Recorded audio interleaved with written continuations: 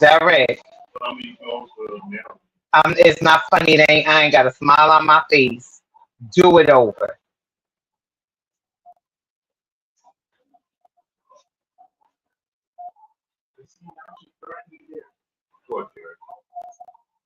Derek gonna make me punch him in his eyeball.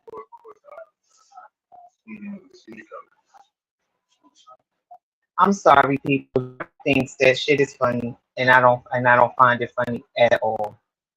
So we're going to rewind,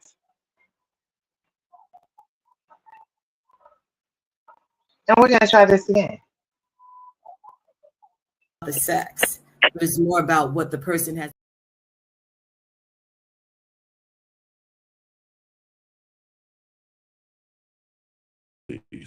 Okay, number one. First thing, hey y'all, how y'all doing? First of all, you the one that The put us in. sex, but it's more about what the person has experienced and how they respond to it.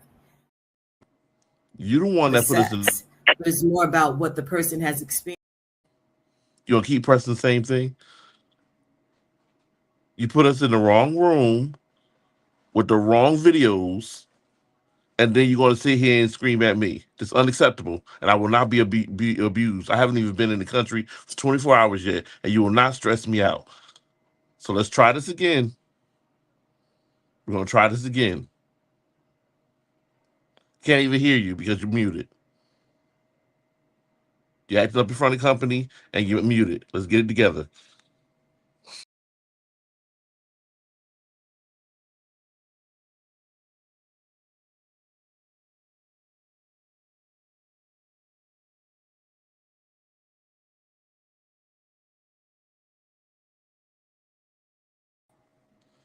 See, today, Kyra, today we're gonna use our listening ears. Kyra, we're gonna use our listening ears. You are muted. Kyra, you are muted. I need you to unmute yourself.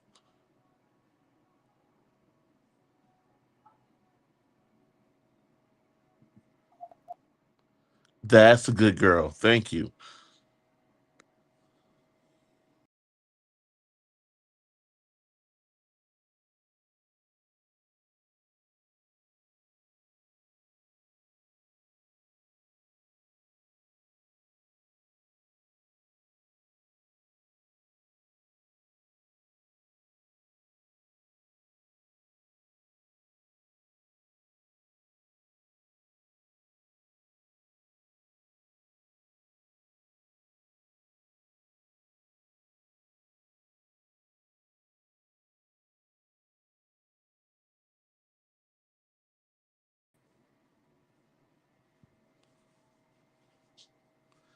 Kyra, you are muted. Nobody heard anything you said.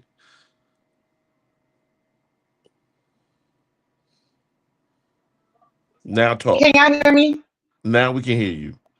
You done did Okay. 40, you done So did 3 minutes and 41 seconds of Derek got me hot, y'all. mine. You did 3 minutes and 41 seconds of mine. I I didn't know don't you know was in why the my mine mic was industry. muted. Shut up. I did not know that my mic was muted. All right. This is not how the show was supposed to start off, but hey, shit happens. Gonna attack me in company in front of company is a shame. Don't pay us no mind.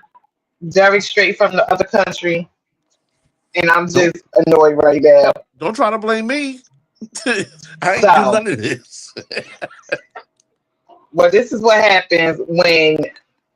Okay, so we have a guest co-host today, and she has been in the education business for over 3 decades. So we are going to bring out Miss Dr. Kimya Jackson, who's going to help us navigate this topic. What topic? Nobody heard you. I didn't say the topic yet. Good evening, everyone. Hi, Kimya. How are you? I am well, and I'm feeling really excited about this opportunity, and this is hilarious. I can't wait to. This is what we do. I was nervous, but now I'm not. I think. Yeah, we're the dysfunctional besties. Okay. Um, and sometimes this is how we act. So thank you to everybody for joining Candid Conversations tonight. As y'all can see, y'all can't see the topic because it's not on the screen. Right. And you didn't tell I, anybody. bl- I blame Derek once again because Derek's You supposed to just be the bought guy that you sets just up. brought the good doctor up And like, and Derek, she's gonna help us navigate. Navigate what? What are we talking about? there we have it. Who's raising our children? You or the algorithm? Well, Derek, you're supposed to be the one that sets it. To keep you more interested in being on the internet, scrolling and doing what social media was meant to do. So, but we're not really going to be talking about adults, even though it does affect adults because I think adults be on the computer a lot too. But we're talking more about kids. We are starting this thing where we're doing a 4-part series, and the 4-part series this week we're starting with the internet and our children and what we can do better educational wise and as parents to navigate the algorithm for our children, especially since school is about to start. So, Dr. Kimya Jackson, Yes. how you doing today? I'm okay. I'm all right. It's a little late for me as a school principal, but yeah, I'm okay. Thank you for asking. How are you today? Flourished, confused, but I'm getting there. I'm getting there. I'm getting back into the rhythm of things. All right. All right. Deacon Comedy, how are you today? I am I am well. Thank you for asking. You know, Hmm. because I will not allow for my character to have been defamed to try to change up how I'm doing today. I haven't been in the country for 24 hours, so I'm thinking I'm just gonna go back because I'm not gonna deal with this today. So I'm gonna give it to you. We're gonna roll on out. All right. Uh, all right, so we do have some content that we will show before we get into the content. I just want to throw out a little or a couple of statistics, and then we'll roll into a piece of the content, and then we will start the conversation. So basically, when it comes to the algorithm into social media, 95% of children between the ages of 13 to 17 years old are on at least one social media platform, and 1/3 have reported that they're on it constantly. So they did a survey of 2,889 educators, and 83% of those educators said that students are now struggling to concentrate or complete assignments, while 81% reported that children are acting out or misbehaving in school because they do not have their devices. So we are going to go into a piece of content and then we will start the conversation. The algorithm on social media is designed to attack the mental health of the young kids that are on it because the more upset they get, the more they click.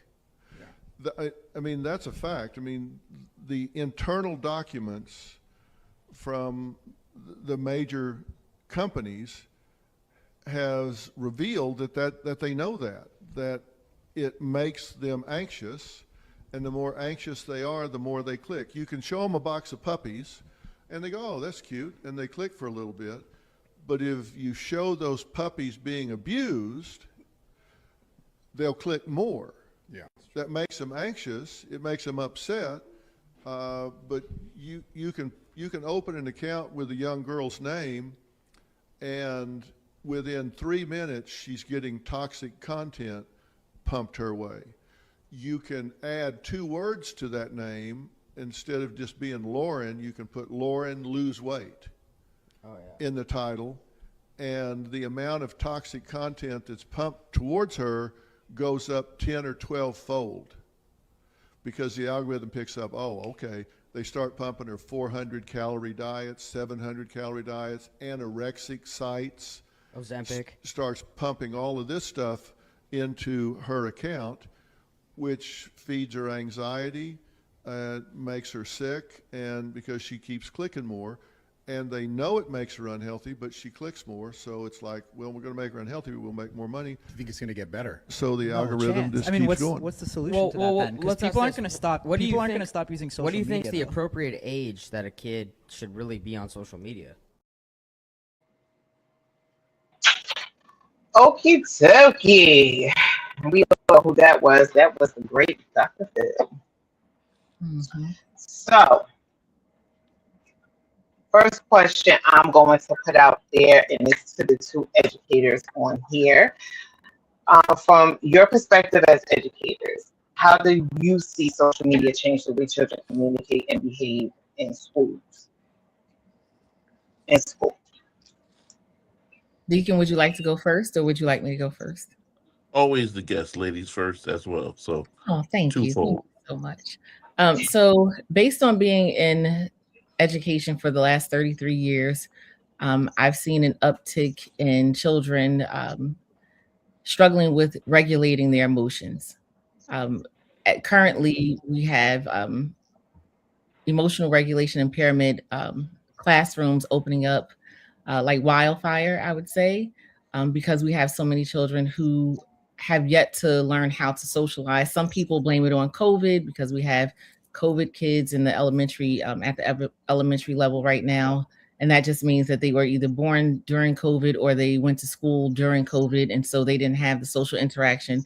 But we also have children who are becoming addicted to devices, not just social media, but to devices. So how have I seen children's behavior change? They're less able to regulate their emotions and calm down. There are a lot of tantrums. I remember we used to say the terrible twos. The terrible twos have become the terrible, and you can just put an age next to it, right? The terrible 10s, the terrible 9s, just the terribles. For some children, not all. How they communicate. I know as a child, I was told to look into the eyes of the person speaking to me, adult, child, or whoever peer. What I've seen recently, and I would say in the last 2 to 3 years, is that children don't look people in the eye. I know for some cultures that's disrespectful, but in America, a lot of people are taught to look people straight into the eyes, and I'm not seeing that. The social graces are no longer evident or as prevalent as they were before. Manners are like a thing of the past. And I find that my staff, they're doing a lot of teaching of just normal social graces and etiquette, and how to interact. So a lot of the day is spent with how you interact socially and academics, where I would say 10 years ago, there was a stronger focus on academics in school and not the parenting piece or the social engagement and things. So I would just say that social media, beyond devices and specifically social media, has changed my students' behaviors. And I'm K-5, where a lot of children have become addicted to social media and or gaming, and they're struggling with keeping focused in class. They're struggling with staying awake, because what I found in a lot of different experiences with my 3rd to 5th graders is that they're up at night, 2 o'clock in the morning, when the parents think that their children are sleeping. They're on devices at about 2 a.m. and communicating through devices as opposed to regular interactions. Even on the playground, a lot of children don't know how to play beyond tag, because they're They're just not engaging in that manner the way they used to. I hope that answered some of the question. That answered all the question. Oh, okay. Because I can completely agree. As an educator, years, and especially in early childhood, preschool, is my focus. Where I've been practically all my life. I have noticed the good, the good and the bad of the algorithm. What just happened? I can still hear you. I just can't. Okay. Well, I don't know what Kyra's doing today. She get on here and want to start playing with stuff. What does she do? I can see all of us. Now I just see you. Now all of us. I don't know what she did, but she gets we get company and she want to get fancy with the spices rather than just let the pot boil the way it needs to boil. Y'all forgive her. Um, but um, the good and the bad, right? So I see I have seen the same things that you have seen, but what I have seen in the preschool world is a uptick Cam. of Kyra. You back? That was you that said something? Shush. Go ahead, finish saying what you were saying. Well, you cut me off, so that's why I can't. I can't. All right. So I've seen vocabularies it be improve at a young in the younger sector. So kids are coming in being able to formulate complete sentences and use vocabulary words that normally you would not see or hear from younger children. So and of course that is all due to they're being exposed to wider vocabularies than what parents have normally the baby talk that parents have used for years when because they still see their children as babies even when they go to school, right? So preschool age, pre-K 3, pre-K 4, so that's 3 to 5. We were still at one point before COVID, you still found parents who still would talk with the shoo shoo woo woo woo talk. So the kids were not getting that vocabulary that they're now getting as a result of being on tablets and being exposed to social media. Being I, Ideally TikTok, right? TikTok has exploded in the early childhood realm. Children are picking up vocabulary. They're doing large motor skills as being are able to copy and uh, to copy and replicate dance moves and things like that. So there's a positive spin on this algorithm takeover.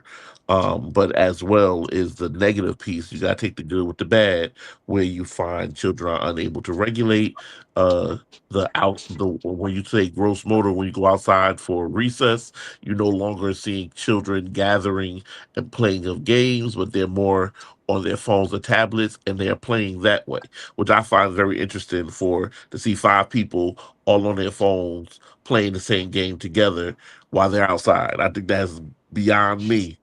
But that's what they have learned and chose to do now. So they are communicating and they are interacting with each other, but they choose to do it virtually rather than in person when they are literally in person with each other. So um, the algorithm comes with the good as well as the bad. So I think the difference between the students that you work with as opposed to mine is that a 3 or 4-year-old may, I don't know, may or may not be able to download an app and create their own account and work on it or be exposed. The things that you deep and very wide, and as a result, um, our little ones are finding themselves in more sophisticated conversations or taking in more sophisticated content because um, because they are being exposed to it at a younger ages. And it opens the door for me to think that there is also opening the door for predators. Because when you're going on these social media platforms and you're too young to be on these platforms and lying about your age, then and you have a lot of predators on these platforms and on these apps and all this other stuff. So it opens the door for just a lot of other unnecessary mishaps that can happen on the internet, especially with predators, the nasty peoples. We're gonna go into one more clip, and this is the clip with the Chinese guy, Derek. The long one? You can cut it. Okay. I just want to make sure before you start fussing at me again.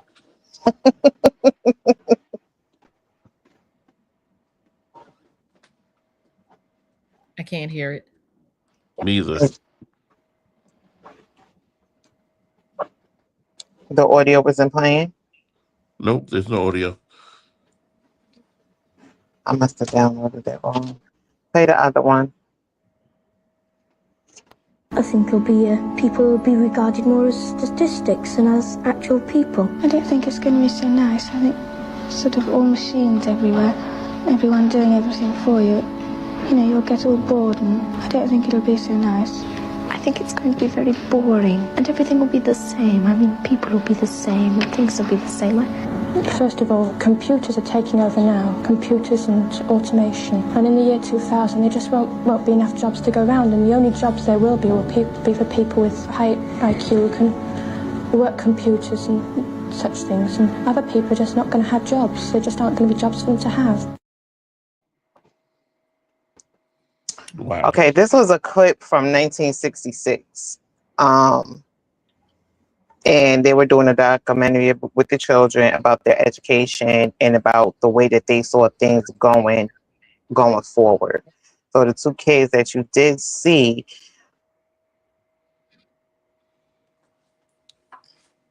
I think she's frozen. I thought she was about to sneeze. She's frozen. But I do want to say something about that clip when one of the children said that people are going to look the same and be the same. I was just having a conversation the other day how a lot of people are starting to look like Bratz dolls. They're all going to get fillers and different things augmented on their bodies. And yeah, these children were onto something in the early 1960s. And even with the jobs, right? A lot of people, there have been reports that people feel that they're losing their jobs because of AI. Right. So it's unfortunate. And you see it. Yeah. You see it naturally. You see it. You walking through ShopRite, you'll see the machine in Walmart. You'll see the machines that are now circulating in your neighborhood supermarkets where they're now stocking shelves and they're now mopping floors and they're all automated. So they do these things themselves. So now they just taking 2 or 3 or 4 jobs from someone who would normally be able to, who will be doing this job at midnight, and now they got machines flowing through the building during the day, so that they don't have to pay someone else to do it.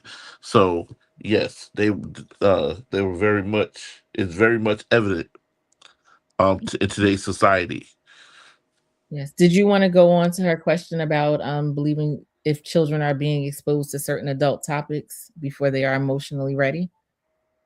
Definitely, we can definitely go there. How So do I you feel? would say, as an educator, my students are exposing me to a lot of content where I am horrified, right? So a lot of this content is animated. Like there's something called, and I don't know if I can say the names of things on your show without it being a Yes, problem. we can. Nope, you are right. There's Italian brain rot.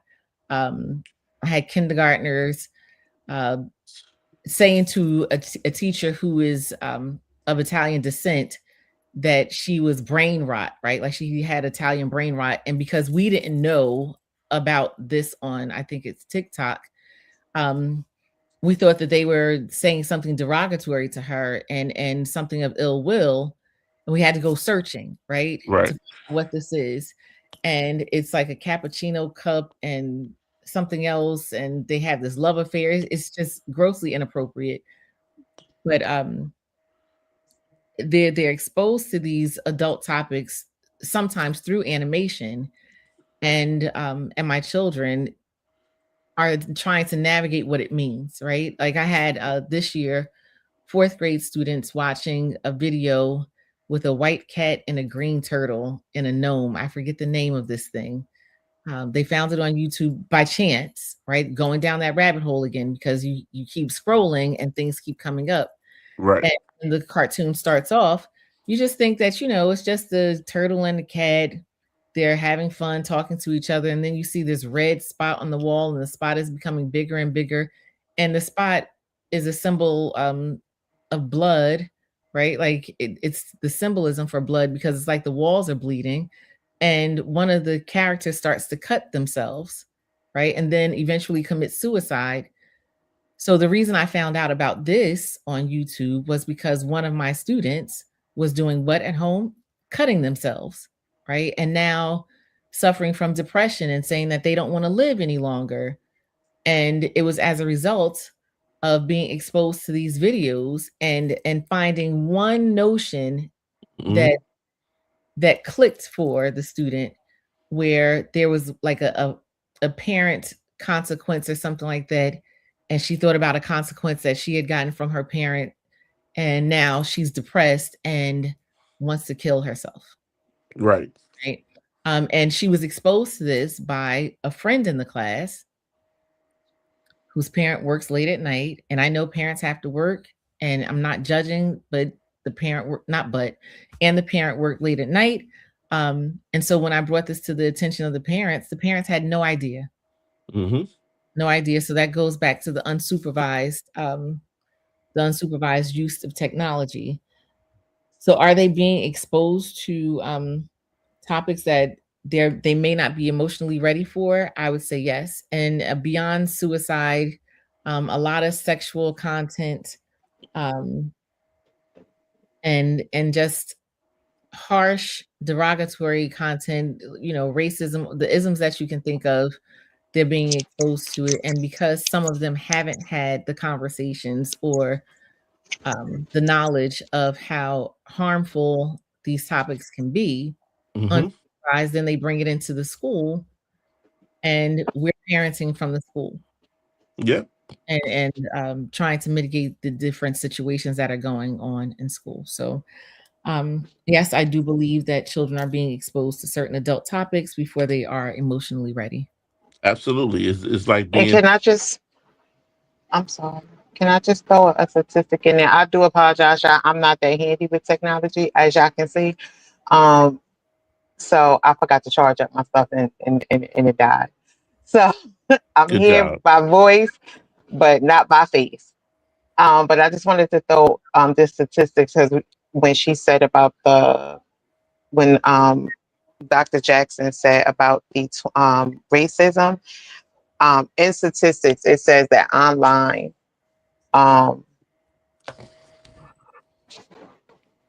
21% of Black teens are targeted online because of their race.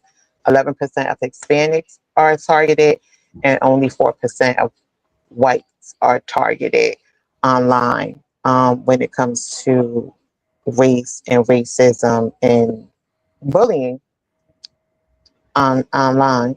And it's an unfortunate type of thing. And they say it's laws against it, but from a person from a parent that has already experienced having to deal with cyberbullying with one of my own children, they got to do better, because it's not safe for these kids, and the way that these kids target them online, the things that they post. You could take their pictures, you could put it on something else and make them look like something that they're not. And it's horrible. And I can understand why there's a lot of mental health issues with the young generation. Yes, just something as simple as the phrase "big back" be introduced into our schools has caused so many problems that alone just that small phrase, like, where the whole idea, when big back originated, it was more of a badge of who were being the center focus of these big back attacks. Um, so, uh, but they didn't, and because they don't understand the original focus of, or the original purpose of these words, they automatically begin to feel as they're being broken down or they're being attacked. Um, so we find ourselves a lot of times, as you said, Doc, we're parenting from school, and I think now, especially as educators, we are now they're now training us to be uh counselors and Counselors, therapists, um, law enforcement. right. We wear a lot of hats. And I know there was a question about how can parents and educators work together um, when an online conflict begins outside of school. And something I had noted was being proactive, Mhm. right? Like as an administrator, I do my best to give information to parents and staff and students about our policies, legislation, or laws that are aligned to HIB. So, for those of you who don't know, HIB, that's harassment, intimidation, and bullying. So, depending on the state that you're in, there might be laws that are attached to that. So, for our state, I always tell our parents about a HIB, what the characteristics are aligned to the HIB, and the consequences, right? Because no one in K-5 wants their child to be suspended from school, Right. right? Even if it's for one day or a half day, or if it's an in-school suspension, no one wants that on their child's record, especially when you're in different settings and you want your child to go to certain private schools or certain institutions beyond elementary. So I would implore people to be proactive in understanding the HIB laws in your state, understanding the consequences, and knowing what it is to be a bully, right? So when I was younger, bullying was like when you punch somebody or you hit someone, and that's one form of bullying. But bullying based on some states, it's aligned to when you are attacking someone based on their race, their gender, their religion, their abilities, their physical characteristics, and a few other things. And so I think parents need to be made aware, and they need to know the difference between a conflict versus bullying, Mhm. right? And understanding the emotional duress that a child experiences outside and inside of school. And what I tell my parents often is, if whatever happened outside of school starts to disrupt what's going on inside of school, I have to become involved. Right. And you have to be aware of what your children are exposed to. So I spend a lot of time digging through TikTok to find out what things mean, sharing it with parents, letting them know, well, your child heard you say this, and so now they're saying it. And I use exactly what's stated by my children, which is sometimes a shocker for my parents. But I have to, not for shock value, but so they understand, I guess, the severity of what's going on with their children. Absolutely. Absolutely. Um, and I also, because go ahead, Kat, because you was quiet a long time. I was waiting for y'all to finish. I wait my time. Um, I and what Dr. Jackson was saying. I appreciate schools that do that, because I know when I was dealing with that, I literally had to do my own research and and figure it out myself. Um, so I think that you can't put everything on the schools and on the teachers to do things. As a parent, I can only speak from a parent. I'm not in education, but as a parent, I think that parents have to be more involved in knowing what's going on with their kids, so the bullying doesn't continue. If a parent is coming to you and saying, okay, like this started online, I'm showing you this started online, I'm coming to you as a parent to a parent so we can resolve the issue, I think a lot of the bullying would stop. But The other thing, because go ahead. but because I feel like we're so, as parents, we have other things that's going on, like we're working and we're taking care of other kids and all this other stuff. We don't get so involved in what our children are doing, or we're brushing it off like, oh, they're kids, they'll work it out. And it really has gotten to the point where there is no more working it out, because kids are literally committing suicide behind the bullying that they're coming across, because they have no outlet, they have nowhere else to go, and nobody is helping them or listening to them for that matter. So I just wanted to add, I know Deacon Comedy, I just wanted to add really quickly that the other thing is building strong relationships between home and school. So home can become more trusting of school. And I say this because a lot of times when you're presenting families with disparaging news about their child being possibly the offender of bullying, there's a lot of defensive posture, right? No, my child wouldn't do anything like that. Oh, I check all of this. I check their tablets. I check their history. And, I have to then say, well, here's the evidence, right?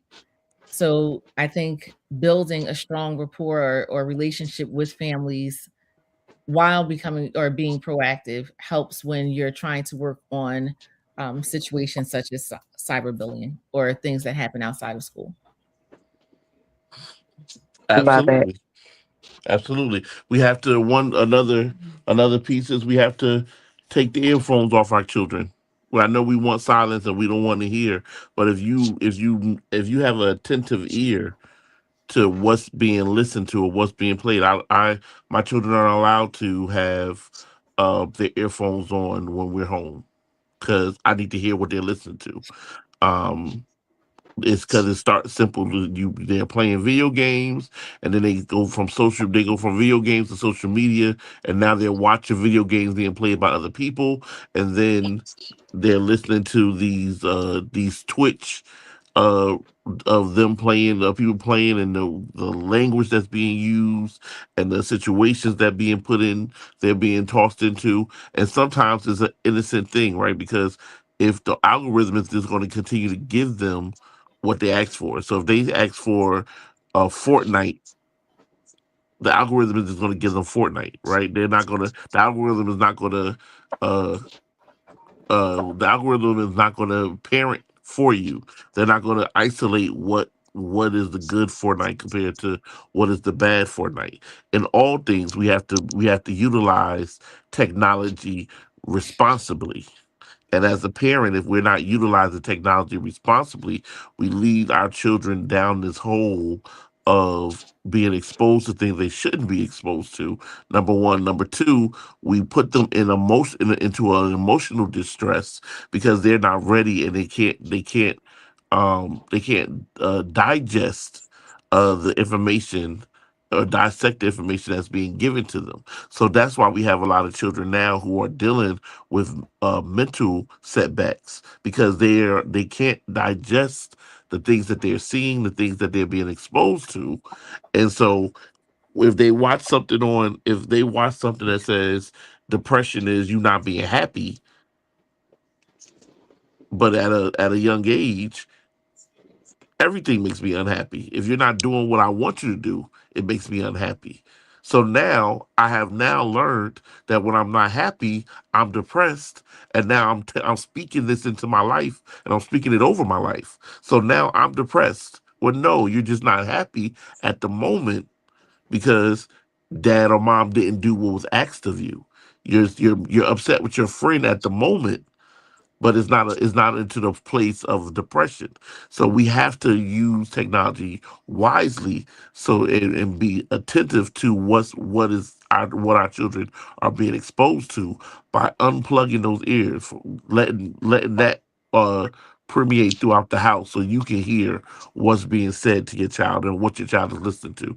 There've been plenty of times my youngest son will be just watching uh uh YouTube, and YouTube will play the reels, and then at some point it'll be you'll go from him watching something that's dealing with SpongeBob to the kid, or I mean the adult oriented videos where the adults are being the voices for the cartoons, and now he's listening to something completely different that he don't even understand what's going on. He don't know, but because it said it was SpongeBob, then this is what he's being exposed to. So uh we have to unplug those earphones and leave those earphones for outside, but in the house, even if you need silence, I am a person. I love silence. I do when I get off of work, I get in my car. I don't have music on, nothing. So I love silence, but I know when I get home, I don't need them on earphones. I need to hear what they're listening to. So we have to make sure that we're doing that extra stuff to make sure that we're utilizing technology responsibly. To monitor Absolutely. our children And are. I think that and there should always be boundaries anyway, depending on the child's age. I think it depends on the age group that you're dealing with, but little kids, for me, when it comes to devices and things like that, like my kids, they didn't get cell phones when they were little kids. My kids didn't get phones until they were like 11. And it wasn't an iPhone. I'm not buying my young child a $1,500 phone. It's not happening. Um, but some That's not parents do realistic that. anymore. That's not I realistic did, anymore. but that's a problem because for me, this is how I looked at it and how I felt about it. The reason why my kids didn't get cell phones until later on in life is because there is no place that you're going to be that there's not parent supervision. Either No, I'm going to be there, your father's going to be there, you're going to be in school, you're getting picked up from school, you're not walking nowhere by yourself. So there's really no reason for you to have a cell phone. I Do wasn't you thinking to going? that. That's feel not like that's not unrealistic. realistic? Can you share a little bit more about what you're saying that it's not realistic? No, the cell phone thing is realistic. I'm Okay. saying the comment of iPhones and you're not buying a child a $1,500 phone. I think that's not realistic anymore because there was a time when when iPhones were this premier thing, right? Mm-hmm. Or how you want to look at it. But now phones are expensive, just like apartments, right? A Mm-hmm. studio used to be $500, and it made sense, right? A one Mm-hmm. bedroom, $800 to $900, and it made sense. But Mm-hmm. now in the market, these a studio apartment is $13.7 billion, right? But Mm-hmm. the inflation doesn't make sense, but this is what we are in today's society. So a phone is going to be outlandishly expensive because they make it, even if it's outlandishly expensive, they make it relatively inexpensive for you because now you're making monthly payments. So nobody's thinking about, oh, this phone costs $1,500 because I'm only paying $7.99 a month for it for 24 months. So What you're saying is having an inexpensive phone is unrealistic? I just want to make sure that I'm right, clear on what you're saying. right, Okay. right. Inexpensive phones are unrealistic because all inexpensive phones are not expensive. So you can get a Samsung G2 111, and it's still going to cost you $600 to $900, and it's not even one of the flagship phones that Samsung or Android is out with, but it's still going to be expensive because that's just what the market sets up for. So But people now say, I think I'm sorry for cutting you off. I just wanted to say I think that that's because people don't do their research. Because my niece, I have a 6-year-old niece, and she loves to use the phone because she likes to talk to everybody in the family. So my mom found her, I can't remember the name of this phone, but my mom found her something that was child appropriate. It was I think the plan that was on there was like $13 a month or something. And she could only call family members on it, which is all she did anyway. She never, because she's 6. And that Right. was it. It wasn't nothing that was big and fancy and all of that. It was just something to keep her from leaving mommy and daddy phone alone. She still gets to call her grandma and her aunties and her uncles or whoever she wanted to call. And that's it. And that's all the 6-year-old needs. So there's Absolutely. also something called a Bark phone. So if a child did need a phone, right? So a Bark phone is specifically for children. And like you just said, Kyra, it's for calling pointed people, and it's not a smartphone. So Kyra and I talked about this before, where children of a certain age don't need access to smart technology, right? They can use a flip phone and be fine, or they can use an old school phone in the house with a cord or a cordless phone. If they want to chat with someone on the phone. So smartphones, I don't think, are necessary for young children. Now, I'm here as an elementary principal, and my students are up to the age of 11. So I'm thinking 11 and below. If you need to track your child, that's why they have AirTags. That's why they have what are these, the watches or what have you. But there are other ways to track your child, because I know that's one of the reasons, I won't say excuses, but one of the reasons my parents use to say, well, my child has to have a phone. I need to track when they're coming home and where they are. There are other devices to use so they don't have to be exposed to social media unsupervised. So Doc, let me ask you, are you excited about the this year's rollout of the technology ban in schools in New Jersey, nationwide? Yes.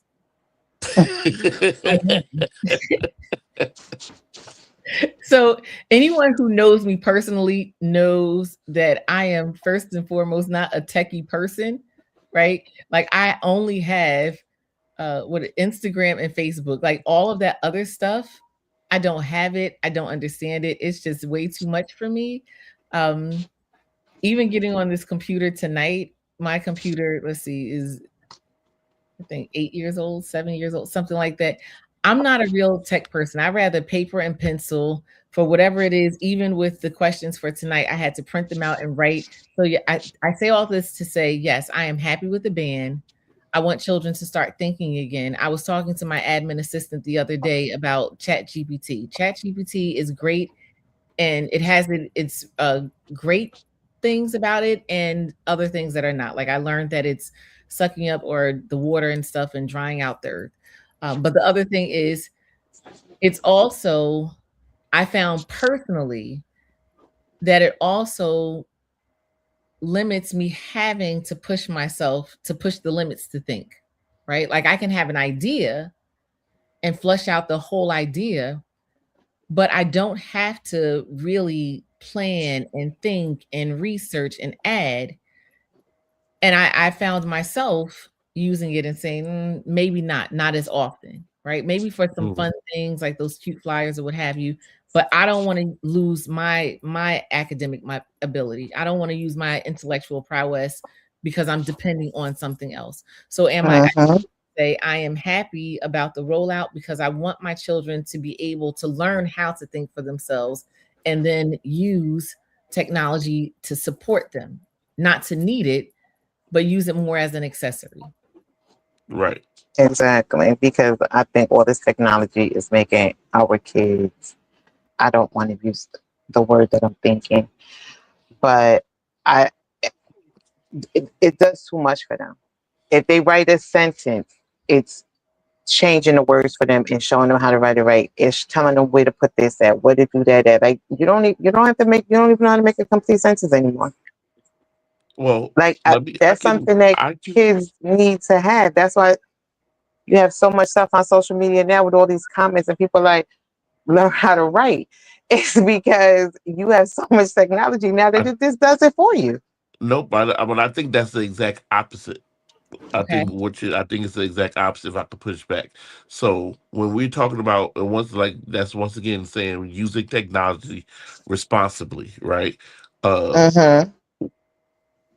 One of the biggest setbacks we have and we see in education, and it's in math as well as in English, is the fact that we have so many education or class related traumas that push children or and even adults to not even want to attack it or not even want to embrace it, right? So chat has if you use chat responsibly, chat gives them a way to be able to express themselves, um, even if they don't have the vast vocabulary needed or they don't have a strong grasp on punctuality and spelling and things like that. Uh, most of if dating, I'm about to date myself, but I'm pretty well. I know Kyra's older than me. You look pretty young, Doc. So I don't know, No, but I'm older than everyone here. okay. So was black don't crack. Okay, so but um we saw firsthand traumas of the classroom when a kid would have to get up in front of the class and read and they couldn't read, and then when we get outside in the playground, those same kids will be made fun of because they can't read or they can't spell and things like that. So then they begin to not do it at all. So they wouldn't raise their hands to read. They wouldn't study for spelling tests. They wouldn't do these things because now they're not being encouraged to do it. They're being ridiculed because they can't do it. Chat is now kind of knocking the wall down to that, where now if you are allowing your children to use it and you are as a parent are using it responsibly, you're now allowing your children to grasp hold of some things that they may not at one point was able to grasp a hold of because in the classroom, yes, teachers are doing their best they can, but we have a strict guideline and a strict schedule of how long we're supposed to be spending on certain subjects and things that so there's some things that we can't come back to. Are we being held to, okay, we have to get along this curriculum in a certain amount of time, and they're missing certain components that now chat is now be allowing them to have access to. So, but it's all about us using the technology responsibly. Most of us Mm-hmm. don't. But I And think that's that's been where the theme, like for this 57 minutes that we've been talking, the theme is, using technology responsibly. And and when the question is who's raising our children, you are the algorithm, that speaks to the supervision, right? right. There seems to be a breakdown in the type of supervision or the amount of supervision children do have at a certain age, right? So I wouldn't say that I'm against technology. I do want to get back to pencil and paper. I do want to get back to children learning on their own and then branching out and using technology to support them. I just don't want them to have technology as a crutch. Right? Absolutely. I want to Yeah. get back to phonics, and like now we're getting back to cursive. There's a big thing on the screen. Scholarship is indeed paramount. People are being allowed. That cannot explain. We are in an instantaneous world. My generation didn't have options. We had to read. Exactly. Jaya. Jaya. Okay, exactly, Jaya. I didn't want to pronounce your name incorrectly because I know I hate when people do that to me. So I don't want technology to be a crutch for our children. And so I've traveled to a lot of different countries. And so I worked in India one summer and I watched these children in a schoolhouse that had no lights, no glass panes for windows. And these kindergartners were writing in cursive, right? The second graders, full-fledged stories with no technology. So I don't want our children to be behind the 8 ball. because technology is not used the same way we're using it now in certain places in America. It's not the same in other countries, and I just don't want our children to fall behind. But Yeah. and I think but let's be honest here, as Okay. as educators, let's be honest. When we talk about our children, possibly like we don't want our children to fall behind the 8 ball. The reality of it is that most times that discussion doesn't start nor end at technology. Uh, that's all the red tape that we have to make our way through as educators to even teach. The standardized testing, the setups because the only way you get funding the only way you get money for education is to show failure and not successes. So when we have these conversations, it's very important that we also inform our parents of the red tape that we're not allowed to talk about. The red and yellow tape that's saying that our job is to show our children as failures so that we can get a hold of funding.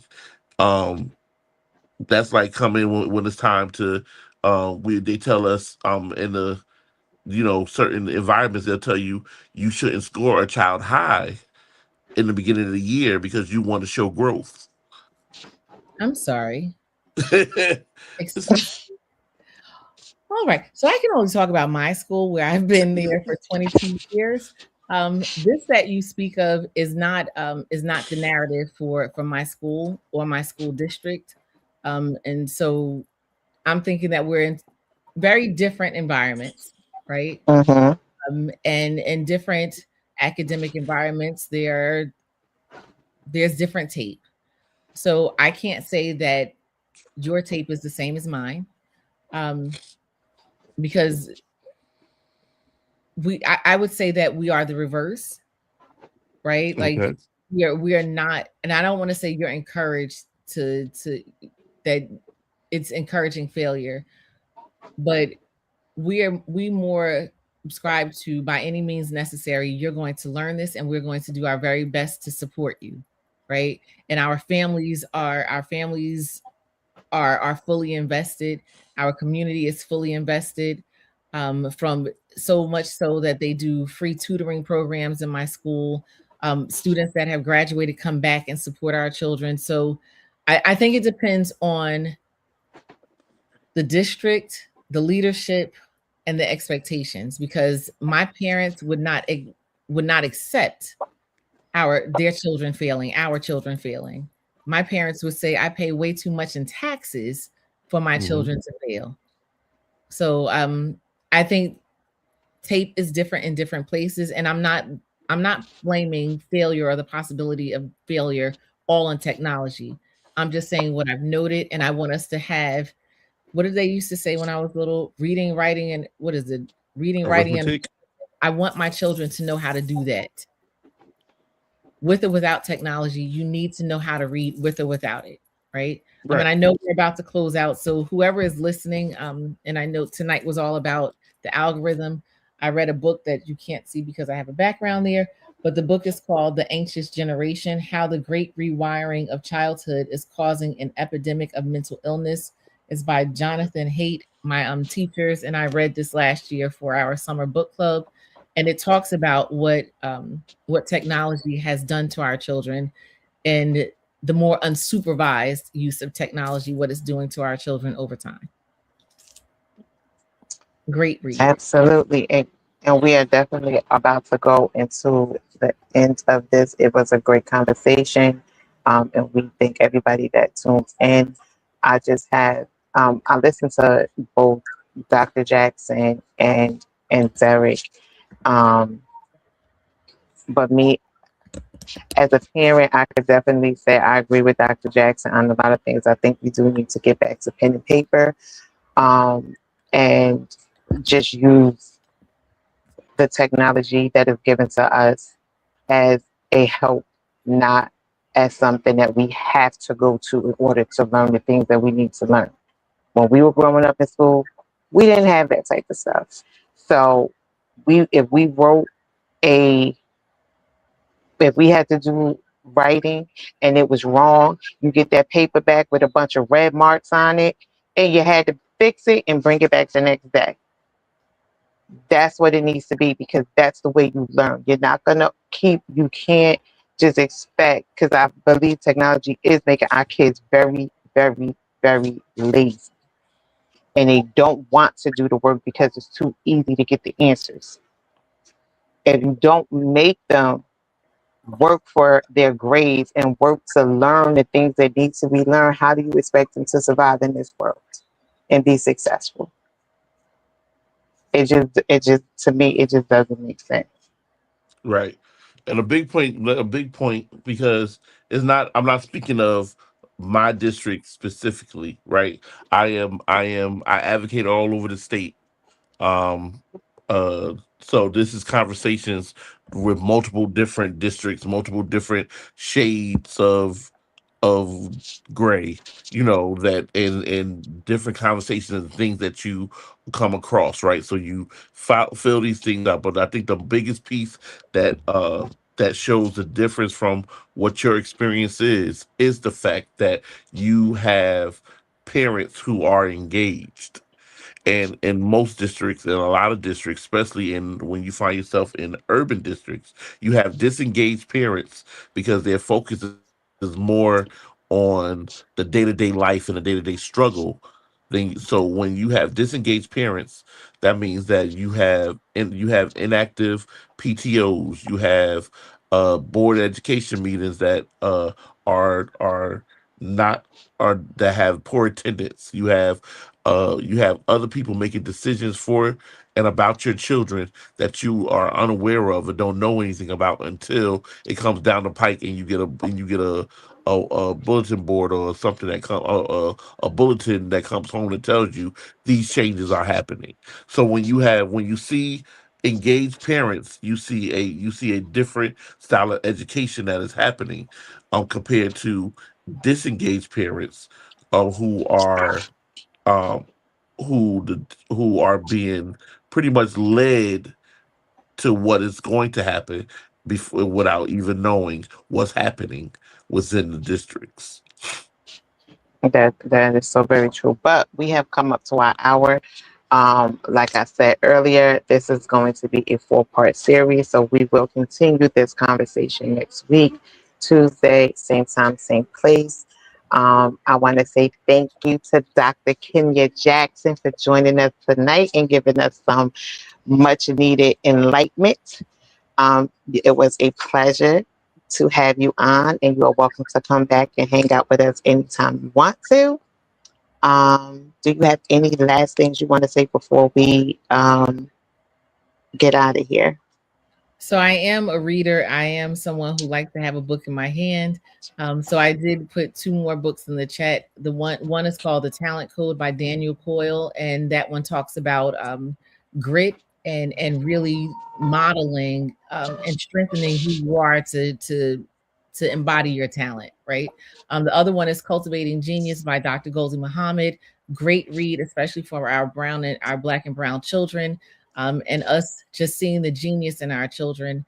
And the reason I'm suggesting these reads is because I want us to get back to, like Kyra said, not being lazy with our learning, right? Being proud to be an academic, being proud to hold the title nerd. Like, I love being called a nerd.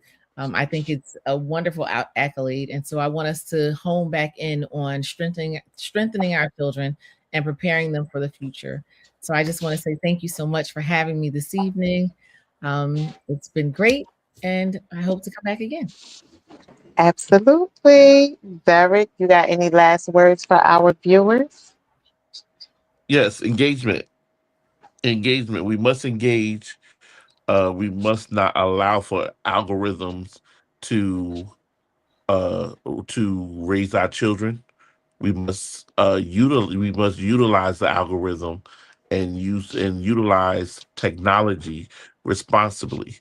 I'm not we don't we're not by any part saying technology is bad, uh or that we shouldn't have technology, but we first must learn the importance of the fundamentals and have technology to support the fundamentals And by doing that, you are now producing a more well-rounded and educated scholar.